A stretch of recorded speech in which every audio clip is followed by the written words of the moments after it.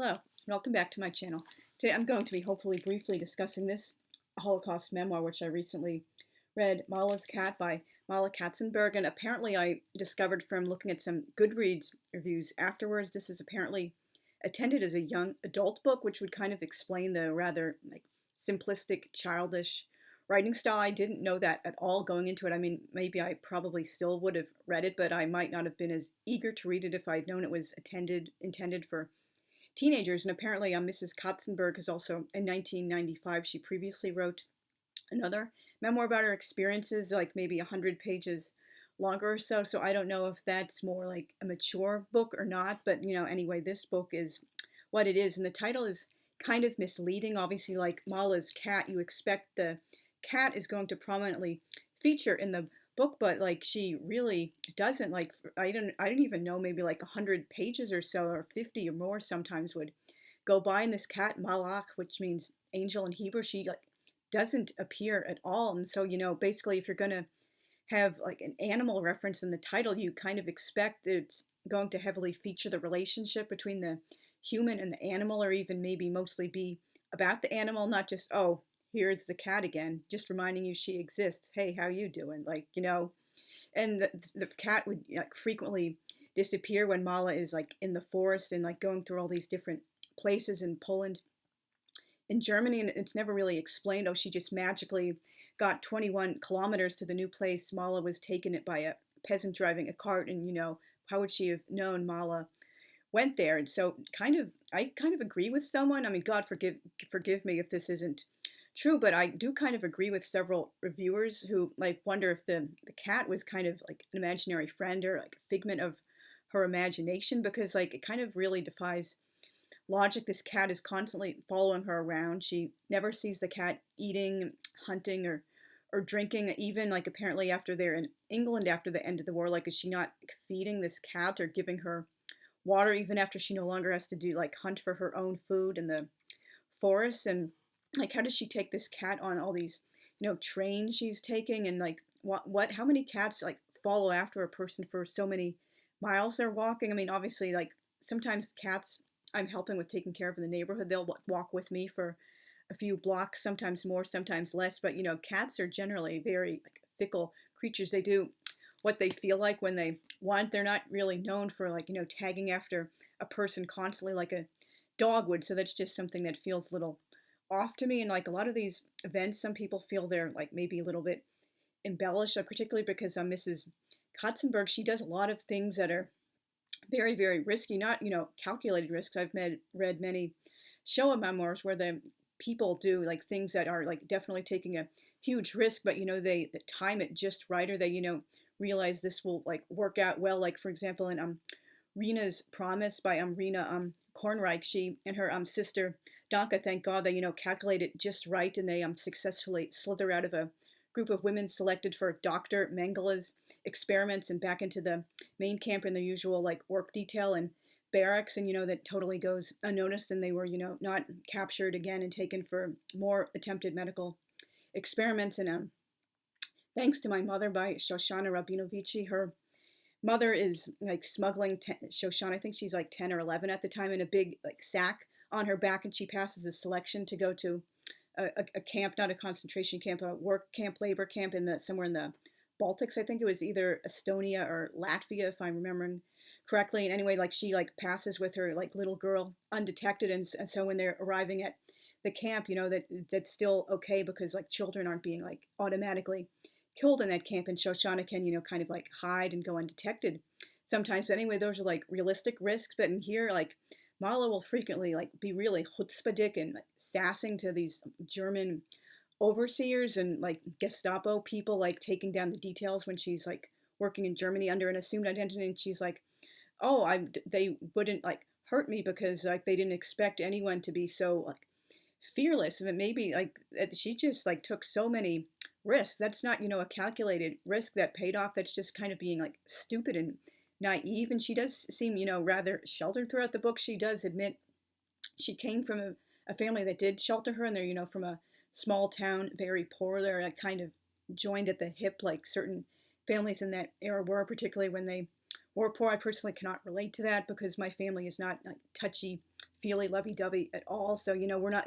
constantly like hugging and kissing and all that like silliness that I associate with the Victorian era. And she frequently calls her parents and her family like these like really like sappy things that I would associate with like the Victorian era. And I don't even think like modern Japanese people are that like constant with all the honorifics like my dear parents, my dear mother, my dear father, my darling father, my sweet sister, my sweet mother. Like who talks like that? That's just really, really weird. Like, I mean, you can correct me if that's, genuinely common in some cultures or was like common around the World War II era, but that just seems like something like from like Little Lord Fauntleroy, some over the top parody of a Victorian novel. But anyway, Mala, her birth name is Szorer, and she's from Tarnogród, Poland, and her father had a chance to. He was living in Uruguay for a time with two of his brothers, but he decided to come home to Poland because at the time there was no real like Jewish community in Uruguay, and he wanted to like raise a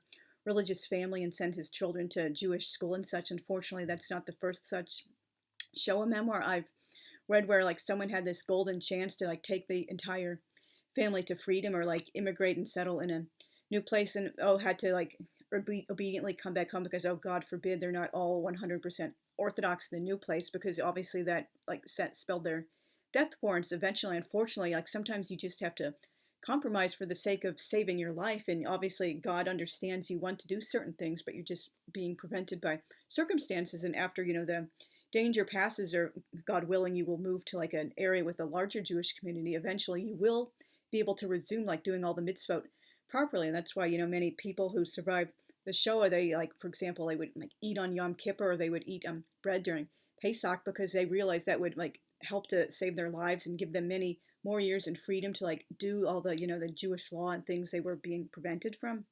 So anyway, she like slips in and out of the ghetto, taking her star off to like beg for food for her family and friends because she looks like a Christian Polish girl. Obviously, I know there's no such thing as like looking Jewish, but she didn't look stereotypically Jewish because she had blue eyes and blonde hair, like at least what she described as blonde. I've seen a lot of like people in older books or like historical like people calling themselves or other people, oh, this is like this girl was blonde or I was blonde, and then you look at the black and white pictures and that doesn't look like a blonde girl at all. It looks like someone with like maybe light brown hair. I mean, technically, you can't really see it now, but if you saw me in sunlight, you would see my hair is technically classified as very, very dark blonde or even like golden brown. Maybe it's not like truly brown, even though I do look like a brunette in this lighting. But anyway, you can't like, she really does not look like a blonde in these pictures. So I guess maybe people in the old days had a much different perception of what blonde hair looked like than we do now. And so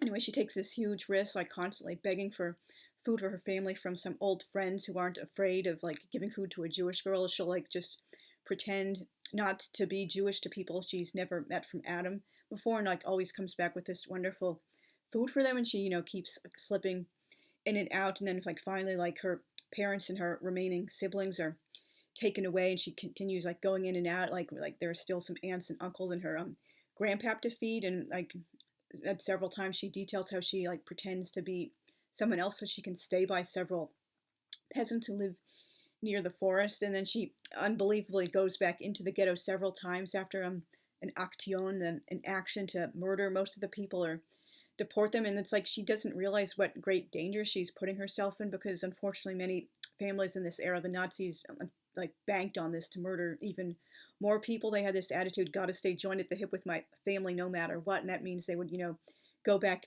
into danger, God forbid, or like forfeit a golden opportunity to immigrate or go into hiding because God forbid the family be separated. That would be just too horrible. We all have to suffer and die together. That's just an attitude I cannot get behind at all. And so like anyway, after the final liquidation of the ghetto, she goes into the forest with her cat Malak, and she has some close calls sometimes.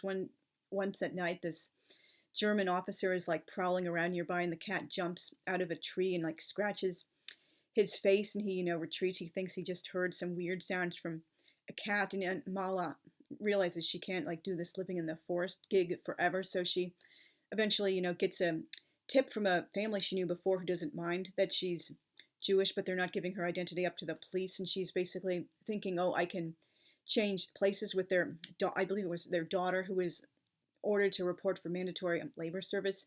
in Germany, but unfortunately, that family is like caught and killed for like hiding or sheltering a Jewish girl, and she basically slips out and assumes a new identity. Stefania Ivkiewicz. She claims this is a Ukrainian name, not a Polish name, although that surname does not look typically Ukrainian at all to me. I mean, Vich can be like a ending for many Slavic names, but it's not, one of the most common for Ukrainian names. Obviously, most people know it's Enko or Ko, or sometimes names that will end in the letter A, and like a few like Ok, Ka, Ak, Ik, Uk, Yuk, things like that. But Ivkiewicz isn't like what I would associate as a typical Ukrainian name. So maybe like she knew like different people in the area she was living in. So she lives under this assumed identity for like the rest of the war, like 2.5 years at this German hotel, and like a lot of times she'll let people believe she's like kind of like what they would call feeble minded then, because she arrived in only a nightgown and with no shoes, and like she pretended not to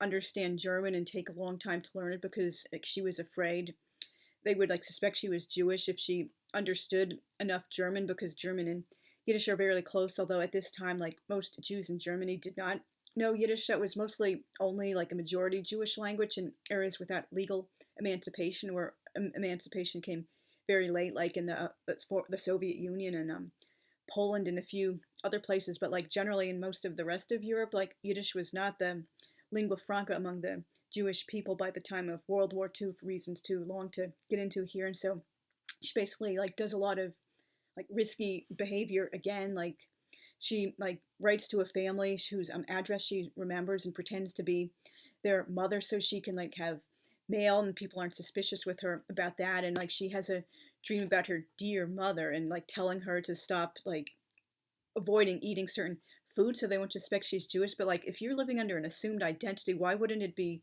like common knowledge to you, oh, I have to eat whatever I'm given, don't arouse suspicions by like avoiding eating meat or something? That's just, another thing that's kind of like naive about her, that like why wouldn't you realize this ahead of time? And so she does, get a good relationship with the people she's working with at the hotel, and like a few other like really kind of stupid things she does, like, oh, she takes a day trip to Leipzig at one point, like goes to the zoo, and some girls befriend her and they invite her to stay overnight with them, and then she just goes back to the hotel like nothing ever happened. Like this is like a really kind of a childish mindset you see. Again, it's not like calculated risk she's taking when she's being like chutzpahdik to people who could easily like shoot her or arrest her. She's just being like really like childishly naive, not realizing the full consequences of what could happen to her. And like after the end of the war, she's like very excited. Well, not the end of the war, but very, very close to the end of the war, when Americans arrive in this area and liberate that part of Germany. There's an American Jewish soldier named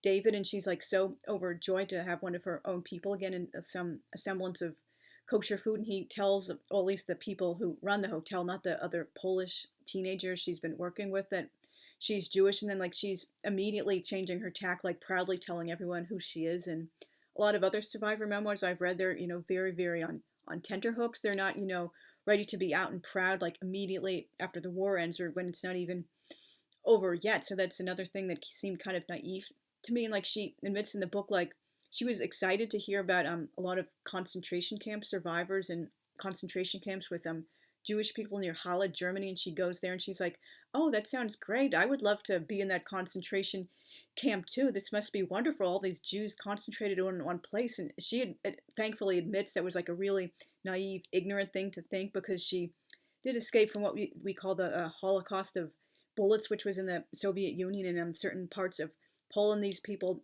like, unless they were like, captured and taken to Germany or other places in Europe, they never saw the inside of a camp. They were just like murdered by mobile killing squads, or escaped from these squads, or like went into hiding before the killings could take place. So that is like plausible that she would never have heard of a concentration camp before then. But like seriously, that just seems kind of a naive attitude to take. And after the war, she goes back to Poland and sells like a couple of dresses she got for free from a dressmaker. Oh, and this is another thing that kind of bugged me a little about the book. Several times she would say, oh, little did I know that XYZ would be a great help to me later, or little did I know that this would, soon save my life. Like, why can't you just let us like see how that did help you or saved your life or came in handy or whatever actually when it does happen, not just like, oh, spoilery, giving it away God mode. That's just kind of obnoxious. And I do really believe this book needed a better editor because it is like a good story. It's just, was told very like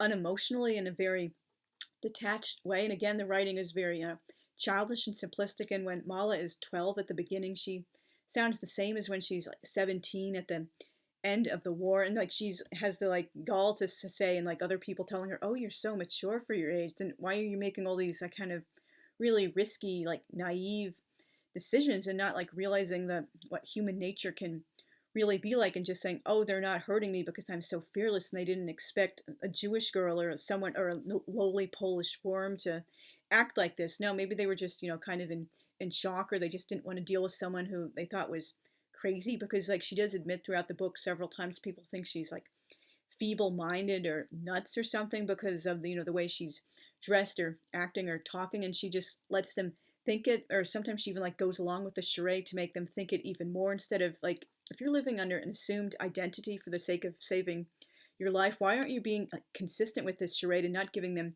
any reason to be suspicious at all? I mean, sometimes you can like go way too over the top and arouse like suspicions of like, oh, this person is pretending because he or she is like totally above and beyond what, like, let's say for example, like a supposed real like Catholic or Polish person would act like. But there's a lot of happy medium in between the two. And so anyway, after the war and she goes back to Poland, there's this creepy dude who's kind of stalking her. He was like friends or relatives with this Ukrainian couple she met when she was working at the hotel in Germany. He just really wants to marry her and just like basically stalks her around several cities in Poland, and she finally gets managed to get rid of him, and then she leaves Poland. Like, it's actually, this is another thing which is told rather unemotionally. She's told to smuggle some jewelry across the border to give to some guys relatives, and so when they're going from Poland to Czechoslovakia, now the Czech Republic, I believe it would be that part of the country, and they're shooting at her because she like struggles with the guy trying to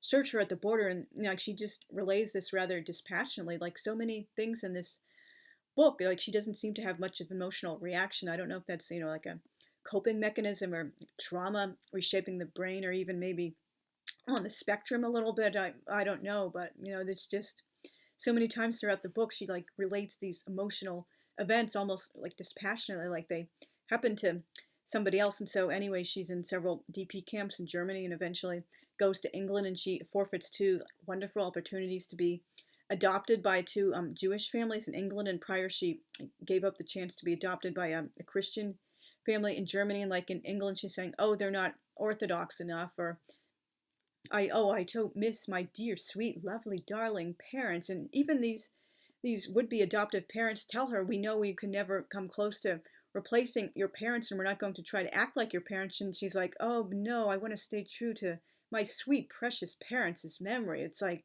ugh, like who talks like that? And I've read so many other like memoirs and seen interviews from Shoah survivors who were adopted, not necessarily like legally adopted, but just like living by these people after the war, even if they were like almost too old or maybe even over 18 sometimes to really need to be adopted and live in a family. They were just so happy to have the experience of living in a family again and having, a loving home environment, and not having to like live in an orphanage or a DP camp or like a former holiday camp full of refugees and things like that. So, that just kind of seems like, again, very naive on her part, although obviously I'm not in her mind. I can't understand what was motivating her. And so like a few years after the war, she like finds her husband, and they, I guess, live happily ever after.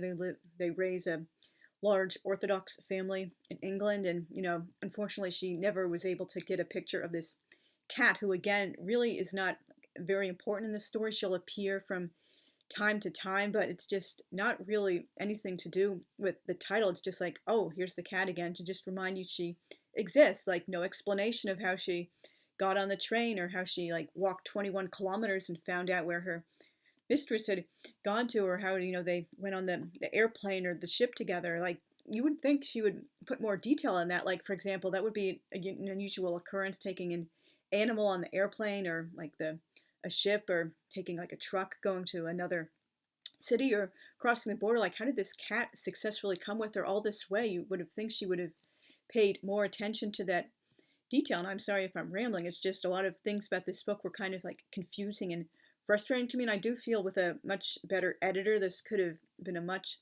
stronger story, particularly because I do love kitty cats, and as I've mentioned, I help with taking care of several local cats, and I just love cats, and I was hoping for so much more out of the story. I wouldn't like not recommend it, but it wouldn't be one of the Showa memoirs I would most highly recommend. Perhaps I can do a future video about my favorite Showa memoirs I've ever read. Like the best in the genre and things that are like unrepresentative. And by the way, off the top of my head, the other Showa memoirs I didn't really like that didn't really do much for me were Zev Berger's No Time for Patience. It wasn't anything wrong with the like writing itself. It just seemed kind of overly short and underdeveloped when it could have been like probably at least 200 pages longer. And I really also did not like Ruth Minsky Sender's The Cage and To Life. Again, those were just like kind of emotionally detached, and there was a lot of like obnoxious info dumpy, as you know, Bob dialogue, like conveying historical information like through dialogue. Like no one would talk like that in